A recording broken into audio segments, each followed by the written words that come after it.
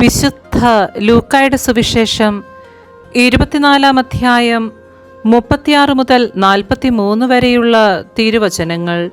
യേശു ശിഷ്യഗണത്തിന് പ്രത്യക്ഷനാകുന്നു. അവർ ഇത് പറഞ്ഞുകൊണ്ടിരിക്കുമ്പോൾ യേശു അവരുടെ മധ്യേ പ്രത്യക്ഷനായി അവരോട് അരുളി ചെയ്തു, നിങ്ങൾക്ക് സമാധാനം. അവർ ഭയന്നു വിറച്ചു. ഭൂതത്തെയാണ് കാണുന്നത് എന്ന് അവർ വിചാരിച്ചു. അവൻ അവരോട് ചോദിച്ചു, നിങ്ങൾ അസ്വസ്ഥരാകുന്നത് എന്തിന്? നിങ്ങളുടെ മനസ്സിൽ ചോദ്യങ്ങൾ ഉയരുന്നതും എന്തിന്? എൻ്റെ കൈകളും കാലുകളും കണ്ട് ഇത് ഞാൻ തന്നെയാണെന്ന് മനസ്സിലാക്കുവിൻ. എന്നെ സ്പർശിച്ചു നോക്കുവിൻ.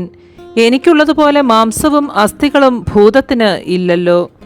എന്നിട്ടും അവർ സന്തോഷ ആധിക്യത്താൽ അവിശ്വസിക്കുകയും അത്ഭുതപ്പെടുകയും ചെയ്തപ്പോൾ അവൻ അവരോട് ചോദിച്ചു, ഇവിടെ ഭക്ഷിക്കാൻ എന്തെങ്കിലുമുണ്ടോ? ഒരു കഷ്ണം വറുത്ത മീൻ അവർ അവന് കൊടുത്തു. അവൻ അതെടുത്ത് അവരുടെ മുൻപിൽ വെച്ച് ഭക്ഷിച്ചു. നമ്മുടെ കർത്താവായ മിശിഹായ്ക്ക് സ്തുതി.